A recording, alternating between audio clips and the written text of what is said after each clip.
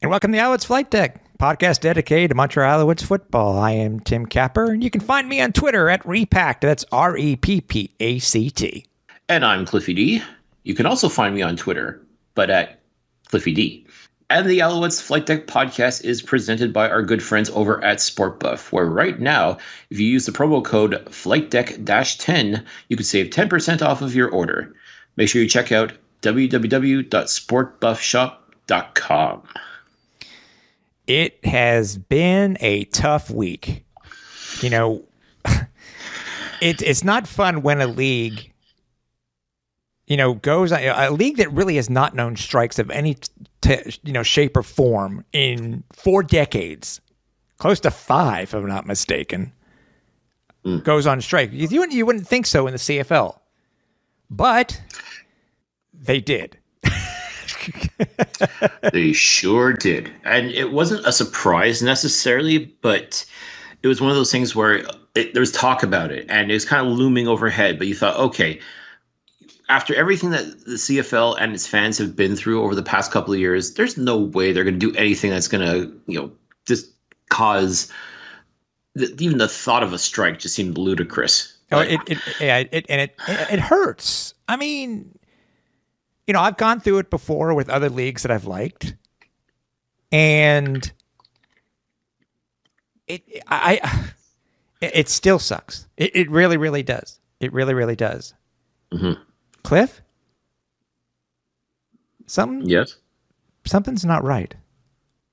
Something's not right in the CFL Multiverse. Do you feel it? Yeah. It's very much an uneasy feeling. Yeah, I really don't know what's going to happen. And welcome to the Alouettes Flightdeck, podcast dedicated to Montreal Alouettes football. I am Tim Capper, and you can find me on Twitter at Repact. That's REPPACT. And I'm Cliffy D. You can also find me on Twitter, but at Cliffy D. And the Alouettes Flightdeck podcast is presented by our good friends over at SportBuff, where right now, if you use the promo code FlightDeck-10, you can save 10% off of your order. Make sure you check out www.sportbuffshop.com. And you and I joke many, many a time that when it comes to doing podcasts, and all the multiple years that I've done podcasts, you and I have said, what days should we actually tape on? And we've done it on Tuesdays, we've done it on Wednesdays. That's usually been most of the times that we've done it. Mm-hmm. And luckily tonight is that night. Wonderful Wednesday. Yeah, on a Wednesday. Even though that,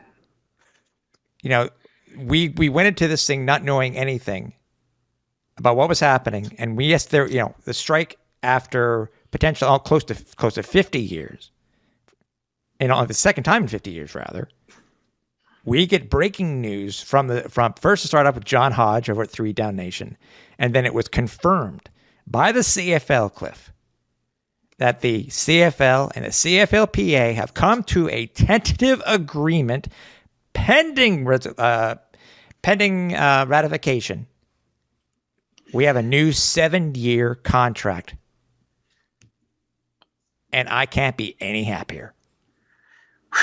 Yeah, I mean, this has been quite the week, and even the weeks leading up to it have been kind of stressful in the sense that we didn't know what was going on and just what kind of actions were going to be taken. But lo and behold, I mean, I think cooler heads finally prevailed.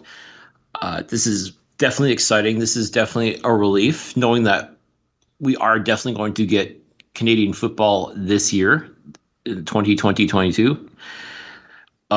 My gosh. I mean, still, the getting there was not half the fun. I mean, I'm glad, and yes, it still has to be ratified. It still has to be presented to the players. They have to vote on it and accept it. But this is at least a step in the right direction in trying to get things back in order, as far as we're concerned. And I think that most people who don't know when it comes to unions, this is when an announcement is made like this, it means that more than likely, the CFLPA negotiating committee is going to say, we like with this thing here. You can still look at it, but when it comes to voting, we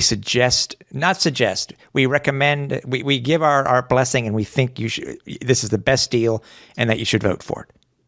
Mm-hmm. That's what will be happening as soon as, I wouldn't be surprised, as a conference call tonight. It can be that quickly. And again, I mean, this is the thing, like, that you pretty much got to get all the players on board with this. And I believe it's majority rule. It can't be unanimous, unfortunately. That maybe it's just as well. But I mean, obviously, it may not be good enough for some of the players. But at the end of the day, it's still an agreement. It's still something that, God willing, is going to work for both the league and the players. I mean, you've got to find a happy medium. Obviously, both sides will have had to give up certain concessions. And, the next coming days, we'll find out exactly what those were. But at the end of the day, you still have to get out there and play football. The teams have to be able to get out there and have football games for fans to go to. So if this is step one of hopefully the right path towards something better, then get excited, folks. That's all there is to it. Yeah, exactly. And, there are still a lot to talk about, because we went into this tonight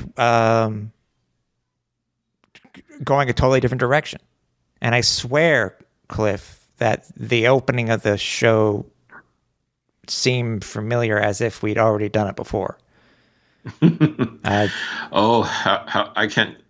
lost count how many times we've done a podcast. We said our piece about certain things, and then lo and behold, breaking news happens once it goes out into the Twitterverse, mm-hmm. or online, or however you want to phrase, like going viral, essentially. Exactly. Once that happens, something happens and it just completely flips the script. Yeah, it is very possible that we may pivot tonight while taping the episode, because it is a fluid situation. We have our eyes glued on social media, so if anything happens to break, by all means, or any of the details leak, we will be the podcast gods have graced us tonight. So yes, 100%. Exactly. By all means, folks, keep checking our socials, because we'll talk about it. We'll on Twitter. We'll mention it as much as possible. I mean, there's still a lot of moving pieces here. There's still a lot going on that we're going to be learning about this in the next coming hours, next coming days, so on and so forth. But all this to say that, yes, we will get our Canadian football this year, folks. We will be at Percival Molson Stadium to watch the Alouettes play. And boy, does that feel good to say. Oh, yeah, I agree. Okay. Now, yes, even with this agreement, and there's a couple of things I want to bring up, because if anybody saw what I did on social media over the past couple of days, some interesting ideas were from what was brought out from what Commissioner Ambrosi wrote in his letter to the fans, and other information from what was a part of the CFL offer I want to talk about. But there really is something more that we need to talk about. And I know, Cliff, you and I have gone back and forth this week in how we've not only expressed our displeasure on how we feel that the strike was communicated, but also how teams did or did not communicate this information. Mm-hmm. And I'll just start, because I know there's a lot you want to talk about too, and then I'll chime in. Okay? All right. Okay, just before I do, breaking now from John Hodge. The CFLPA has told its members they plan to conduct meetings with each team over the next few days to explain the bargaining package and answer questions ahead of ratification vote. In the meantime, they have approved a MOA and ended their strike. An MOA, I believe, is Memorandum of Agreement. That is correct, sir. All right. Yep. So in layman's terms, no more strike, back to football, back to practice. The Owls should be on the field, and Herb Zurkowski will have something to watch. I was so worried about him. My heart was breaking for him. But sitting in his hotel room watching Netflix, oh yeah, I'm torn up for him. So when it was broken that, because first and foremost, I was surprised. Everybody was talking about how that the Alouettes were going to be one of the teams that fell into the same boat as the Alberta teams because of certain labor laws that when it came to calling a strike. Mm-hmm. For some reason, and I guess I'd have to reach out and try to find out some more information about this because I wasn't able to really get an answer, is why not the Owls? Because when this was announced, it was 7 of the 9 teams went on strike. Mm-hmm. And this whole thing with the Alberta teams, I understand, but that was a whole other thing. Oh, geez, that really raised a lot of eyebrows. Yeah, I think it was yesterday specifically. Mm-hmm. As somebody who was supposed to go to Trois-Rivières for the beginning of camp on Sunday, whether or not, no matter what it was going to be rain or shine, I think that, we had planned on going. Something really hadn't broken, I think, until potentially unofficially late on Friday. And then something came out, through sources and through other teams stating, that certain things were going to be canceled. Practices were going to be canceled. The Owls did not. The Owls did not put out anything in any way, shape, or form until the next day, until later on that night. Based on potentially a conversation that I had with the Alouettes president, Mario Ticini, via Facebook. Very professional too, by the way. If anybody wants to see it, I have receipts and I'll be more than happy to show you. Just trying to point out to him that there are fans that may not know about this, because you yourself, Cliff, and I think you'll mention this, certain fans were thinking other reasons why practice had not been had not been held for the Alouettes on the Sunday. Mm-hmm. When you have a training camp that is an hour and a half away and you do not live in the city of Trois-Rivières, and you're coming from Montreal or you're coming from elsewhere within Quebec or even Canada, you need to keep your fans up to date no matter the situation. I don't put any fault on the social media team. None. Because I really think that this may have come from, it is just a general decision not to say a thing. Which is wrong. Whether you have bonkers fans like Cliff and I, or you just have a fan who just got season tickets and wanted to experience training camp for the very first time, if you have to get up at 6 a.m. or 7 a.m. just to get there in time for the beginning of camp, and you don't put out any information, if you don't follow social media, how the hell would you have known that the practice was going to be canceled or had been canceled? Sure, most teams did put something out around 8:15 a.m., which is fine, but that's the time that they're supposed to start. Even the teams out west put something out at the time that it was supposed to start. So 2 hours later. You cannot leave your fans hanging. I don't know what the decisions were. I don't know why they were made. But I do, whether it was because of my conversation with Mario or not, I still do applaud them for finally getting a statement out there. But for those fans who had already started to travel, it was too little too late. Mm-hmm. So, we talk about, I've been rambling on about transparency in the CFL. This is that case. Whether it is a unions thing, whether it is an owner thing, just because it's a strike still means you got to put out your information. Whether people may call it propaganda or not, whatever side that you are on, information still has to be put out there. And I'm hoping that the Alouettes learned from this. And going forward, will put out a statement no matter the situation. Whether it's a strike, whether it's a postponement,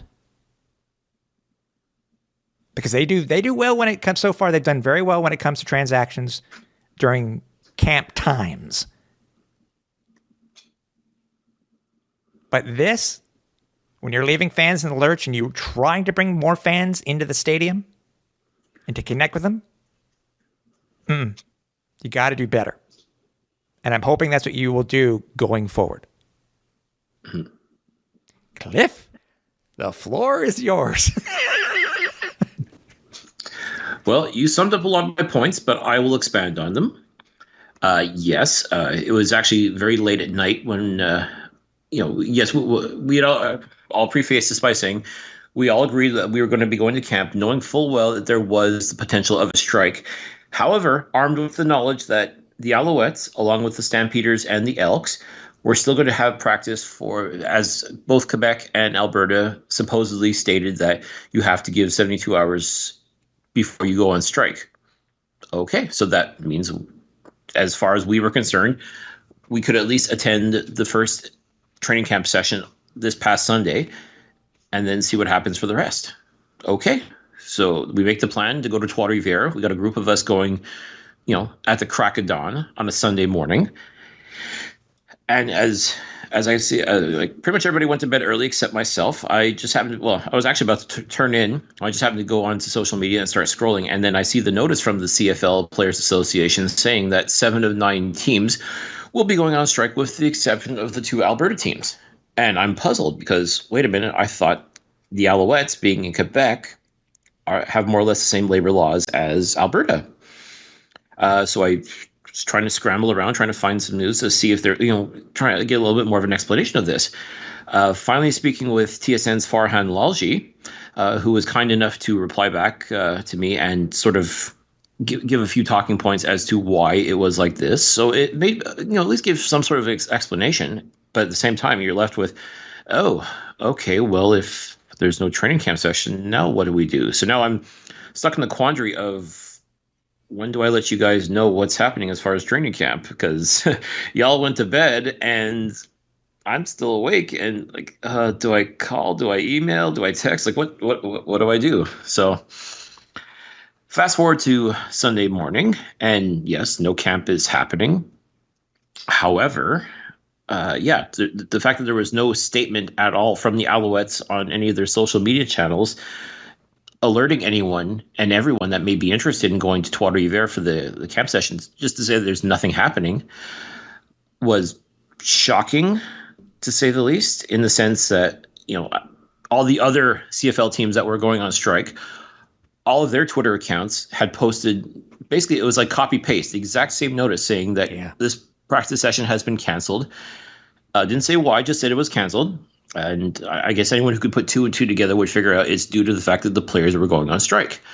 So every single team, with the exception of the Alouettes, put out this notice. So at least fans knew what was going on. And yes, even though most teams were having training camp at their home stadium, which, again, if you live in said city, is not such a huge deal to get to.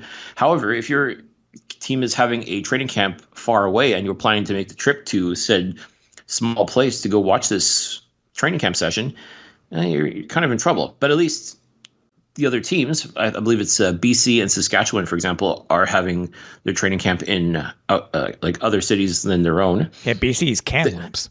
Kamloops, and I believe it's Saskatoon for the Riders, if I'm not mistaken. Yeah, I think so. My point is those 2 teams were able to put out that same notice that everybody else was. Okay, great. However, the Alouettes, nothing. Whether it was on Facebook, Twitter, Instagram. I don't really follow TikTok, so I don't know if they put anything on TikTok. I don't believe they did.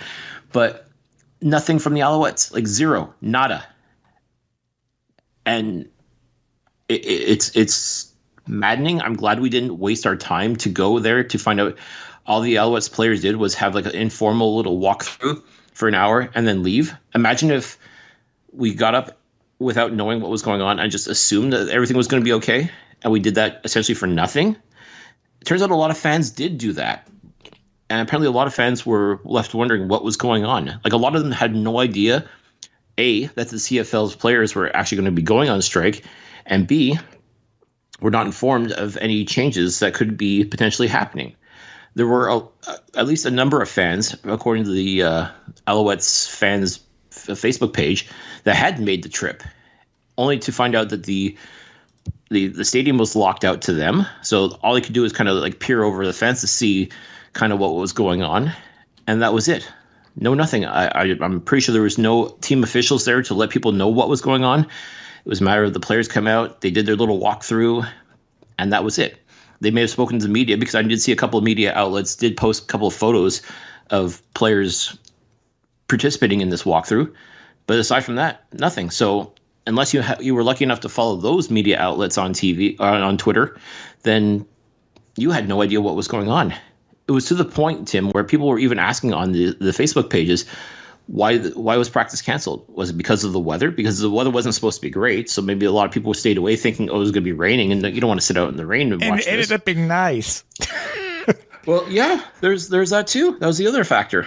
But again, no notice, no nothing from the team, like no indication. So there were a few fans that actually made the trek to Trois-Rivières from Montreal. Oh, I didn't know that. Or the surrounding area for nothing. Like, if you were lucky, you got to maybe say a quick hello to the players afterwards, but it certainly wasn't the experience that they were promising everybody when they had that press conference announcing that the Alouettes were going to be having training camp in Trois-Rivières. I mean, like, quite frankly, it just felt like, they were giving the bums a rush. And that sucks. Like imagine the disappointment, Tim. Imagine the disappointment and frustration of those fans who actually went there. So whether it was out of ignorance or, sheer hope or whatever the reason was, maybe they truly didn't know what was going on. I mean, it's maddening, quite frankly. I feel for these people, especially too with the price of gas, Tim. I mean, we're at $2 a liter in Canada for the most part, as far as the cost of gas goes. And for our American friends, figure about $6 a gallon. $6 a gallon. Worldwide, gas prices are rising. I mean, shout out to our lone Russian listener. It's got to cost like a fuck ton of rubies to fill up your tank of gas. Point is, gas is expensive. Going on an hour and a half road trip is going to cost a fortune. And without letting the fans know what was going on. Oh, by the way, guys, if you were planning to make that trip that we kept talking about for weeks on end, maybe you don't want to do that. I mean, yeah, like gas is not cheap. So we understand. It's like, maybe don't bother showing up. The fact that they couldn't do that, Tim, is insulting. It is insulting beyond belief. Like, and I was just steaming throughout the day, seeing nothing, absolutely nothing. They were supposed to do a live feed on their like a Facebook Live thing. Yeah, nothing there. And what was the excuse? They actually posted. Someone actually posted that, sorry, the link isn't working. We'll update you as to what's going on. Like, wait, what? Come on. Like it's amateur hour. I mean, give me a break. So you're telling me that someone had the wherewithal to go on to Facebook and mention this in the hopes that maybe like you'd go on and maybe use that as your opportunity to say, hey, listen, guys, we're really sorry. We effed up. We should have mentioned something sooner. There is no camp. Stay tuned for more developments, blah, blah, blah. I mean, you could have done that at least. But no, nothing. Radio silence. Nothing on the social medias. Nothing on this Facebook thing. Absolutely not. You would have had no idea what the hell is going on. Yet every other CFL team is able to go out there and say, oh, hey, guys, by the way, really sorry. Practice is canceled today. Stay tuned for further developments. Take them, what, a whopping 30 seconds to send a tweet or post on Facebook or what have you? And the Alouettes couldn't do that? Give me a break. I mean, that, like I said, it's insulting beyond belief. Like, this is the sort of nonsense that I would expected from previous administrations and just their ham-handed way of running things. Like, we a new administration that had come in and was doing a bang-up job in trying to restore the name of the Alouettes. You talk about communication, you talk about transparency, you talk about all these things that matter to fans and trying to engage the fans and bring the fans back, so to speak. And after 2 years, because of COVID, because of restrictions, because of this, that, and the other, this was supposed to be the year that the CFL and the CFLPA was supposed to get their act together and put on be back to as close to normal as possible for the fans. And you couldn't even do that properly, or at least the Alouettes couldn't do that properly. And again, I understand it's not this, the team's fault that this has happened. It was bound to happen no matter what. But you know what? You could have gotten in front of it. A simple message just to say, hey, hold your horses. Don't make that trek just yet. But we're working on it. Anything, just to let fans know what the heck is going on. Yeah. The fact that you couldn't do that is, as I said, it's insulting. And here's the thing. Here's the real question. And by the way, I had some knowledge that the information went out to the press about the strike at 8:30 about 8:15, 8:20 a.m. on Sunday. Okay, so yes, and it makes sense to announce it to the media. And it's not the media's job to go around and tell everybody for the team, like, don't bother coming to Trois Rivières because there's no practice going on. It's absolutely not. It's the team's responsibility because they're the ones who made the whole big hoopla about having Alouettes training camp in Trois Rivières. So it's not the media's job to let fans know what's going on when it comes to like the fact that practice is essentially canceled or not happening. Like, and again, like, even if you were to say, okay, well, if you made the trip, you can come here and watch them do their little walkthrough. Could even do that apparently. So I mean, it just adds to the frustration. Yeah, I get it. But here's the thing, and this is the question I really truly want to ask: how does a team who has prided itself over the past few weeks to the point of like practically breaking their own arm, patting their own back on how proud they are of being able to communicate with fans, to the point that they had players call season ticket holders and say, hey, thank you so much for supporting us. Thank you for standing by us. We appreciate you. You've got our back and we've got your back. Going and hiring someone from the media to help tell the story, to help provide content, to help improve the social media of the team.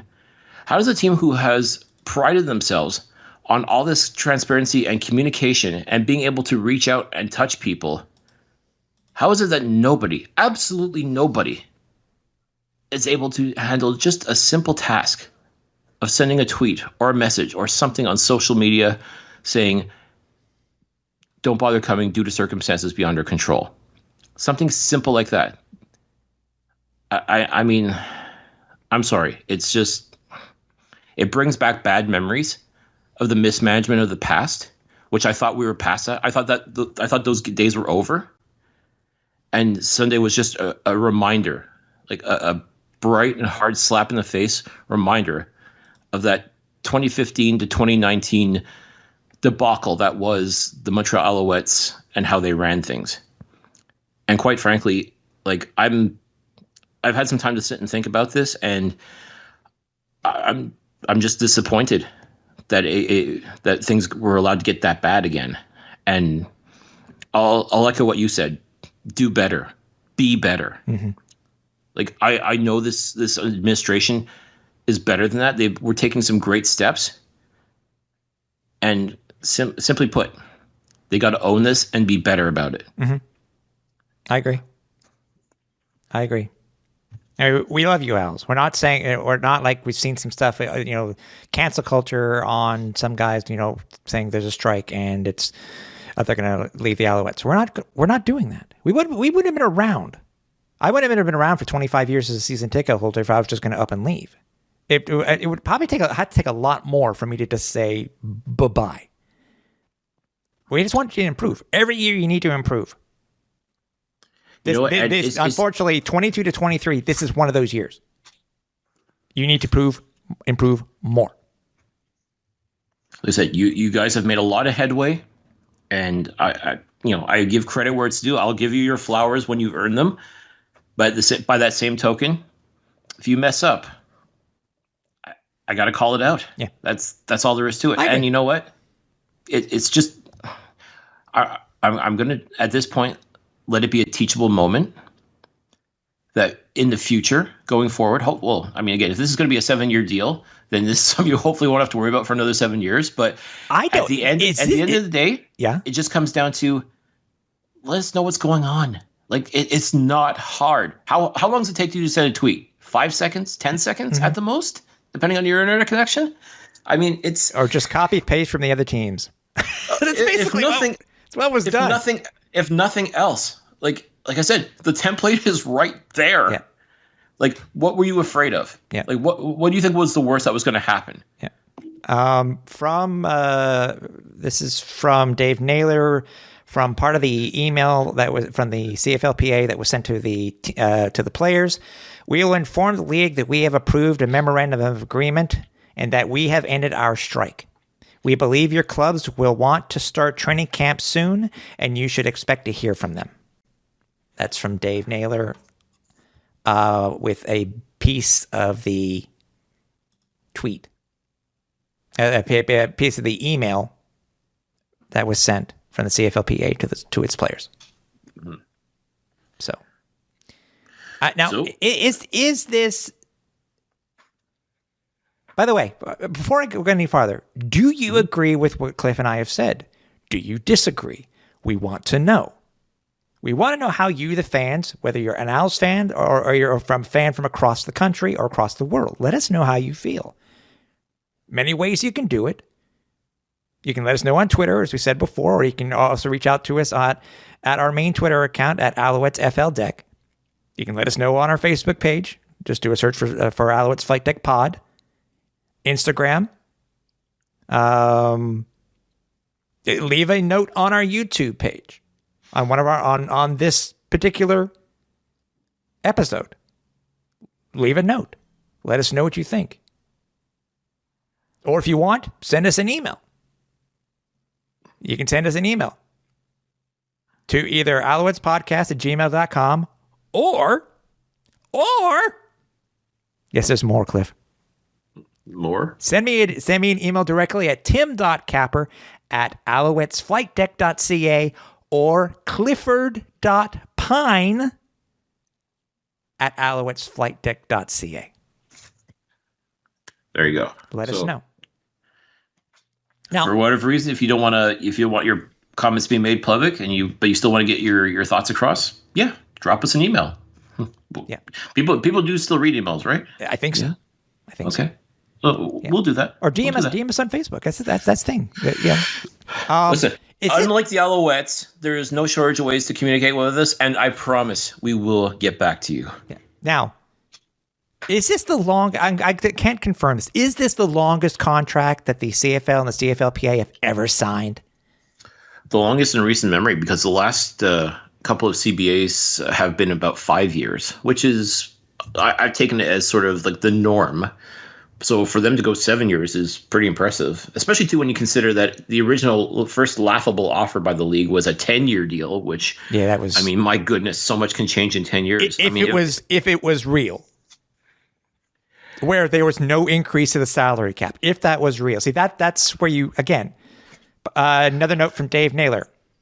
Hearing the settlement allows players to make some gains on the health and safety front, getting additional coverage span for rehab from injuries.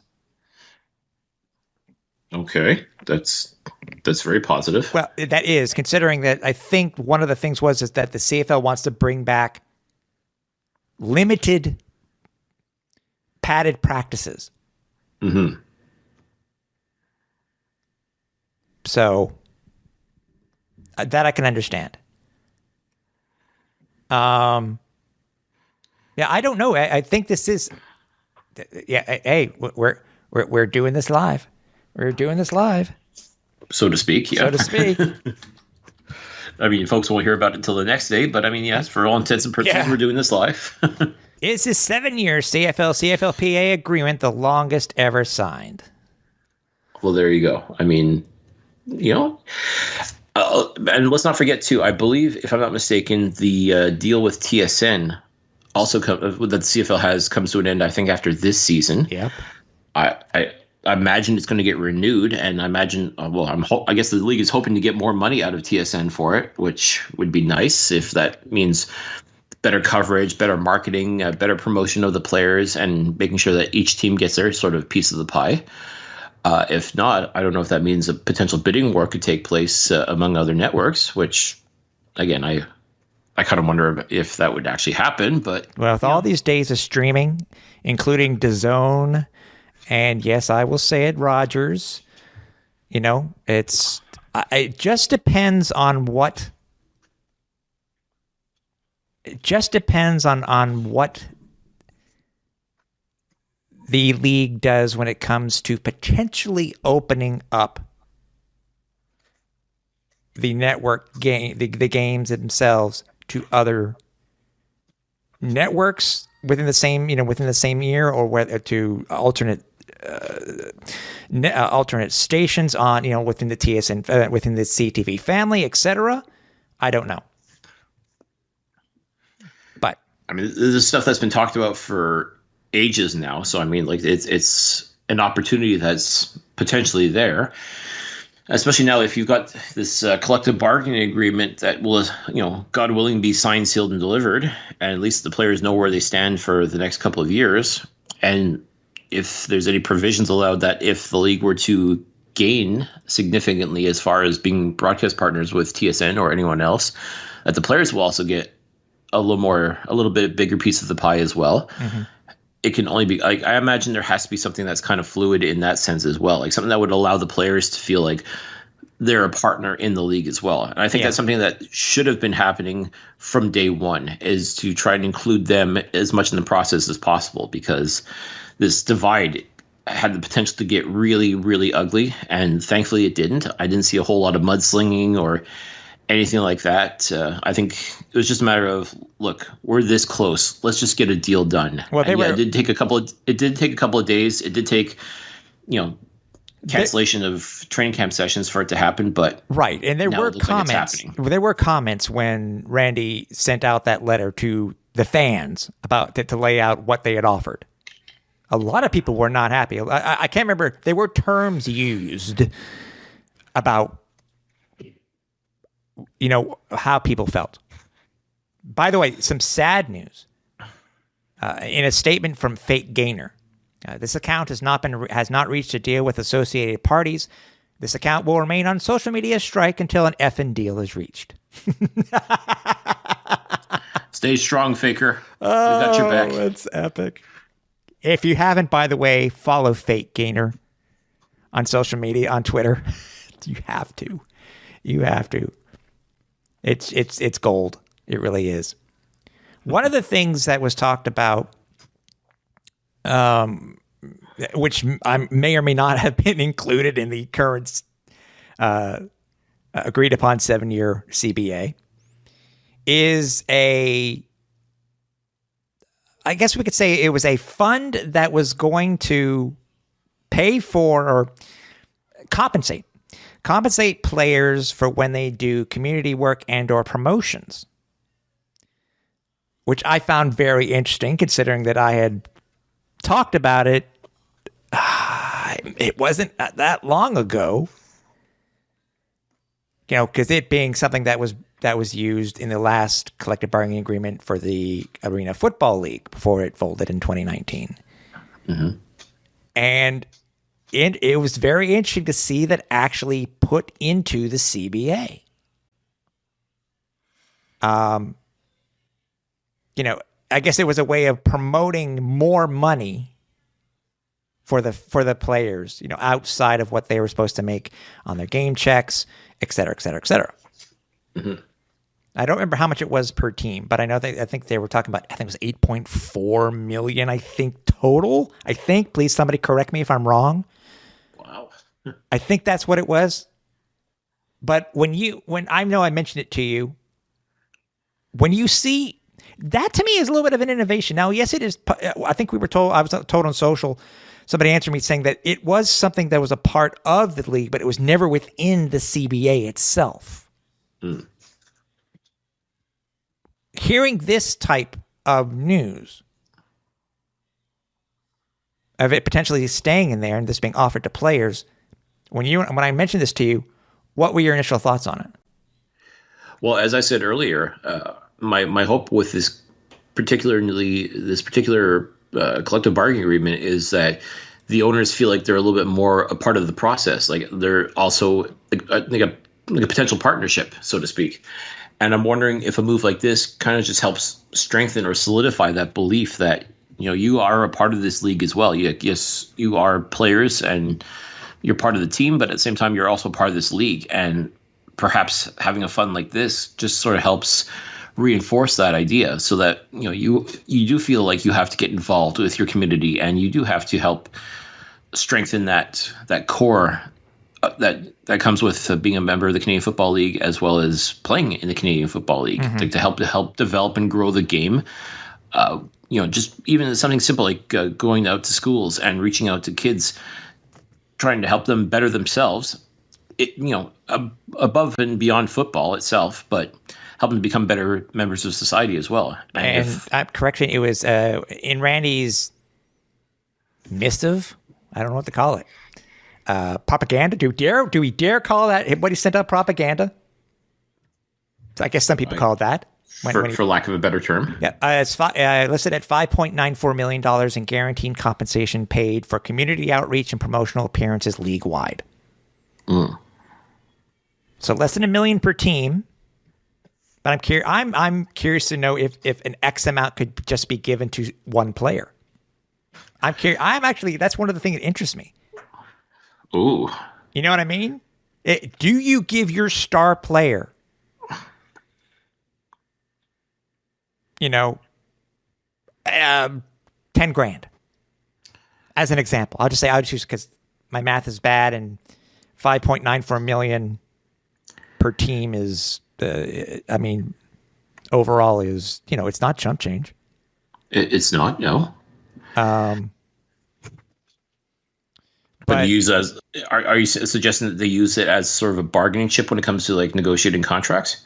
Like if you go and you make X number of appearances for the community, we'll pay you this much?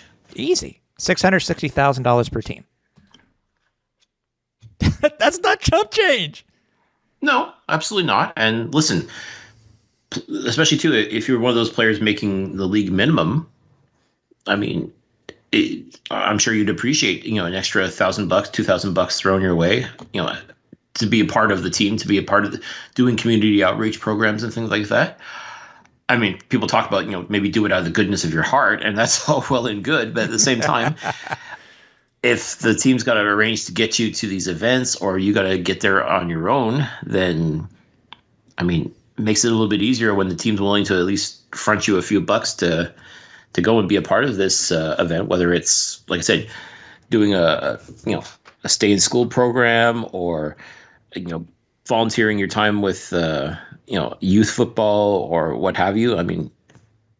I'm sure a lot of players would be happy to do that of their own, just because I'm sure somebody at one point in their life volunteered their time and efforts to help them become the football players they are today. And yeah, there is that option of pay it forward. And it's all well and good to say, yeah, I'd like to be able to do that to help the future. But it makes it a little bit easier, and you're a little more motivated, I think, if someone were to help, if nothing else, defray the costs of you being able to participate in such a program. So right. This is all stuff that would be interesting to find out, see if that's really the crux of this. It could be used as a chip, as a bargaining chip. Considering too that if it is true that some partial salaries are going to be guaranteed now, that's going to be huge. See, that's why we are happy to bring you the news tonight. But also, this is going to obviously carry over, because we're hoping for camp this week. Be able to go to camp for this long Victoria Day weekend, and then talk about it on Wednesday, including more information that comes out from the collective bargaining agreement. Absolutely, because there were some things I'm very interested about. There really are. So no, there's obviously a lot of moving pieces here, and there's a lot of stuff that we're going to have to sift through. But it's still new, so we got at least another week's worth of stuff to sort of sit and go over as these details become available. Yeah, it's all, as I say, it's current, it's all fluid. 100%. So, follow up, sorry to interrupt you, from Dave Naylor. Union gains small annual increases in percentage of league revenue applied to revenue sharing during the final 5 years of the deal. Interesting. Well, Yeah, that's interesting. It is, and it speaks to what I was talking about with the deal for TSN. Like whether you renegotiate and renew with TSN, or God forbid, go to another broadcasting partner. No doubt, it's going to go up. Like, you know, the rights for the CFL games are going to go up. Yeah. You know, and I guess that means too, if they go up, that means more profit for everybody, for all 9 teams, and maybe that means also as well the players, who, again, that's what people tune in for. People aren't tuning into Alouettes games to see the general manager or the the ticket people, or anyone in the offices. They're there to see the players. So the players definitely should be getting their piece of the pie. So this is, I'm sure, one of the big sticking points too, because I know this was a huge sticking point, was when it came to the auditing, because that seemed to be a huge sticking point. Well, let's not forget 2 years ago, when COVID had pretty much reared its ugly head, there was a Canadian Football League that went to the government, hat in hand, looking for, a bit of money to help possibly get the season going, and try to help that out. And it came down to a simple matter of, well, show us the books, show us what's doing. Let us help you, but we need. And the CFL flat out refused to do it. Yeah, and they'd rather cut off their nose to spite their face that in 2020 to do that. Yeah. So now, have they learned their lesson? Have they realized that, hey, maybe we need to be a little bit more open and honest about what's going on, like what the money that comes in and out of the league and all 9 teams. Maybe now this is maybe we're finally going to get a little bit more of that transparency that we've been clamoring for. Yeah. While it doesn't affect us, Dave Naylor's also reporting, hearing Monday, May 23rd, the preseason game Bombers at Riders will be moved. The announcement is expected for Thursday. Wow. For Thursday night football. No. They're going to announce it. What's going to happen. Oh, so my mistake. I misunderstood you. On the 19th. On May 19th. All right. Because, I think that was one of the things, was that if the league and the players union couldn't get their act together, that game could have been canceled. And again, this is where the owners have to. It may be preseason revenue, but that's still revenue. It's still revenue. And you also have to consider too, like, people that work in the stadium itself are, they want to know what's going on too. Like, do they have to show up for work, or do they have a job to show up to on game day or not, or what's going on with that? So, there's definitely a lot of pressure, I think, to get this dealt with quickly, because it would definitely suck for the team to lose out on this revenue. It would suck for the players to miss an opportunity to actually get some actual game experience. I mean, it's just a lose-lose situation all around. Exactly. Naylor, somebody asked Naylor, they're talking about the ratio. He believes, as it was already hinted at, it'll be 6 Canadians, 1 naturalized Canadian. But I think it was supposed to only start in 2023. We'll see. So. Well, and I know that particular sticking point was much debated, shall we say, because like, how does it exactly work, as far as, like, if it's, for example, like a player that's played at least 4 years, I believe was the idea behind it, was that if you played for the same team for 4 years, or you've played in the league overall 4 straight years and maybe 3 years for the same team, then you'd be considered one of those naturalized Americans. Yeah. But then if you get traded to another team, does that reset, or does that still count, or how does that affect the naturalized American that's already on the team if another player is traded there? I mean, it's, again, one of those situations that definitely needs a little bit more clarity on, and how that whole process works. So, I mean, that would be interesting to see as well. Yeah. Everything is fluid. So, again, if you're listening to this, if you want to listen to any of our previous episodes, you can go to our webpage over at alouettesflightdeck.ca.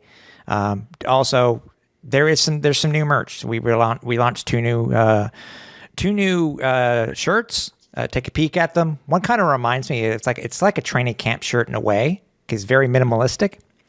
But they're now currently available there. Other than that, was there any other thing that we were going to talk about? Because obviously this is a fluid situation. The other thing that we can talk about is the addition, and I don't know how this occurred, but I mean, we have a new defensive and special teams assistant coach in David Deschamps, who was the club's equipment manager. Mm-hmm. Now it's funny for me. What that begs the difference? Who's our new equipment manager? Or does he still maintain that title? Like, expected to wear multiple hats? Doubt it, dude. I'm sure he has an assistant. They have to, it's not something. It's something that you have to go to the webpage and find out for yourself, I would imagine. I'm dead serious. I guess to them, this won't be a big deal. Who the club's equipment manager is, as long as he's qualified. I suppose, but listen, I mean, here's the thing. Like, I think the Alouettes, they gotta. When it comes to getting information out there right now, I mean, like I said, I'm a little gun shy when it comes to any information that I'm receiving lately. Again, hopefully now that'll change, but yeah. I mean, I think right now it's just like, okay, I don't think anyone cares right now about what. Let's just get the team back on the field and get them back to training camp, and let's just focus on that. Thoughts on Cameron Artis-Payne placed on the suspended list? Somebody asked me about that, and I said, well, it's potential that yes, he just didn't want to report, or B, he's having issues getting into Canada. I want to believe it's the latter, and maybe too also with the this looming strike. Maybe he too is like, well, maybe I'm better to wait and see what happens. Like, even though the players were being housed and fed still, I mean, maybe he just decided like, well, if you guys are going on strike and God forbid it turns into a long thing, maybe I'm better off just to stay at home with my family. Yeah, could very well be something like that. Could be visa issues. I mean, could be a number of things. So I'm hoping it's just a temporary thing because, there's all of a sudden there's quite the running back group in Montreal, but I consider Cameron Artis-Payne to be a part of that. Of course. So I'm hoping it's just something as simple as just getting the visa right, or he was just waiting to see what was going to happen with this whole CBA thing, and then it's just a matter of get on a plane and get your butt over to Trois-Rivières. Right. I think was that the biggest thing that was announced by the team? I mean, did you recognize any of the player names that the Alouettes signed this past Monday and Wednesday? Not really. I mean, there's also, let's not forget too, Ahmad Thomas, who was our starting middle linebacker, was also on the suspended list as well. Yeah, it's true.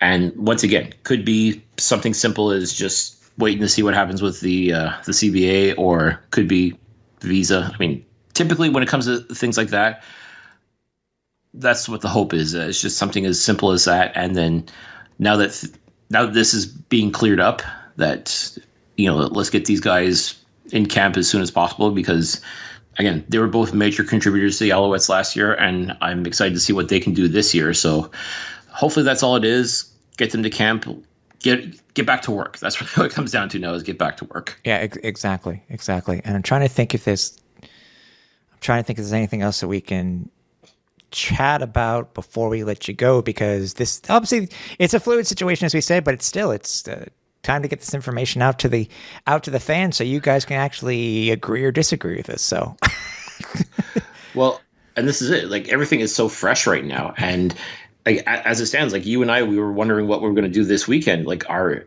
we going to be able to go to camp? Is there going to be a camp? Like, what's plans were going on? So much more, dude. We had such great ideas. Big time. Crap, did we? I mean, that's just it. And it wasn't just a matter of, okay, put them on pause, because Alouettes Flightdeck HQ. That's all I got to say to everybody. Alouettes Flightdeck HQ. Yep. That's what it was. Yep.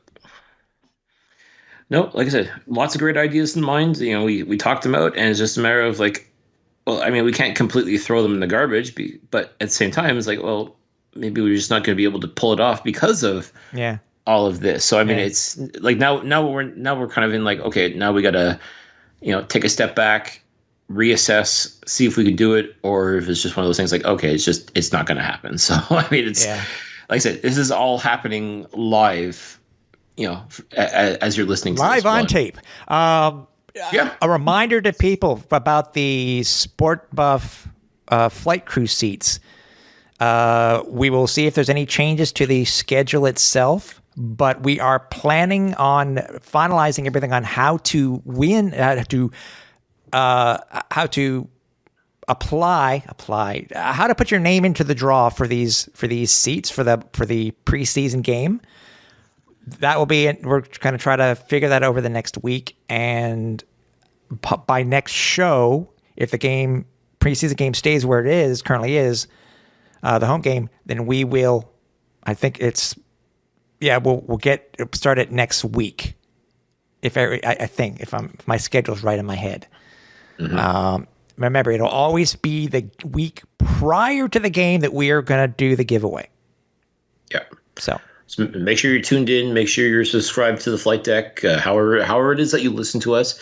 And if you listen to us on YouTube, make sure you're subscribed there as well. Don't forget, we are still desperate to give away that beautiful satin retro jacket. So there you go. If you do nothing else, folks, with everything that's going on, as I said, like some of the ideas that we had, they're not completely trashed right now. They're just kind of on pause, and we'd like to be able to unpause them. And a lot of that does involve our YouTube channel as well. So it really does behoove you all to subscribe to the Alouettes Flightdeck YouTube channel. Yep. You can find it. Just type in Alouettes Flightdeck. As I said, they've got a whole bunch of interviews that are up there right now. We are planning to do a lot more with it, but we really do need you all to push us over that hump. Get us to the 100+ subscribers. And who knows? If you help us with that, you could walk away with some pretty sweet swag. I'm teasing it this week. So we got some great news this past week about something that we want to do, and fans, we're pumped. I'm leaving it at that. Breaking other news from Dave Naylor, Cliff. Ratio update. 8 starting Canadians, one of whom is a nationalized Canadian, a veteran American with at least 3 years of the same team or 4 in the league. 3 other nationalized Americans can play up to 49% of all snaps on offense or defense. Holy crap.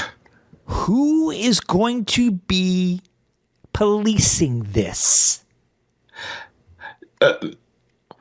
Wow. Who's going to be policing this? Meanwhile, Chris Jones, like all of a sudden, he got very tight in the pants. Okay. You had brought it up. Last comment, last quick thing before we go. Do you think fans may, when it came to Chris Jones and the Alberta teams being able to practice, I've seen a lot of comments and a lot of great responses.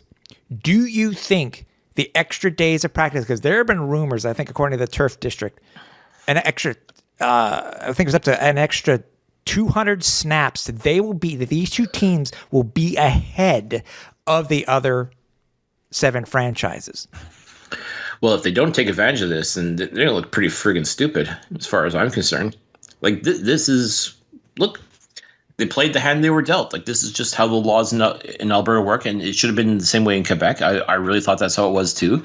So the Alouettes could have been in that same boat as well. You take it...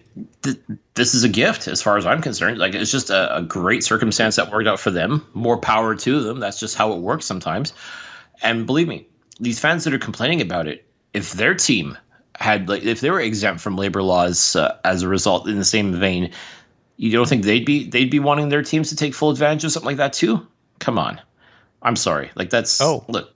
Yeah, I don't fault the Elks or the Stampeders at all. But you know what? If anything, I think the pressure is on, because if they stumble out of the gate and they go like 0-3, 0-4. I'm sure a lot of people are like, what the heck? You had extra practice time that the other teams didn't have. It'll be so fun to see, and all the more reason to hate the Alberta teams. I mean, listen. And the Owls got the Calgary first. Well, there you go. So, by the way, quick an update or an addendum to what Dave Naylor stated. Yes, it is still 8 Canadians, one of whom will be a nationalized Canadian, veteran American, at least 3 years on the same team, or 5 in the league, not 4. 5 years in the league. Wow. So, So, I think, you know what? I think we'll leave it at that, Cliff, because as I said, there's a lot more information to come. Stay tuned to all of our socials. We will keep you up to date as best as we can. We're hoping to be at camp this weekend. And well, the nice thing is there will be a camp to be had. So now, yes, just when we just don't know what's happening this weekend. So I think we will. You and I got to make plans. So we do. Whether we stay a day or not, we'll have to figure this out. So yeah, then we'll go from there. But again, keep following us on social media. Alouettes FLDeck, Cliff at Cliffy D, myself at Repact REPPACT, and hey, Cliff. Yes. Football's back, baby. Back like it never left. That's right. That's right. Can't be mad at that. Nope. It was not the way we expected it. It's not the way it should have gone. But you know what? It is what it is. Let's move forward. Let's get some damn football going, and all will be right again. Agreed. So for everybody here at the Alouettes Flight Deck, for Cliffy D, I'm Tim Capper. We're on final approach.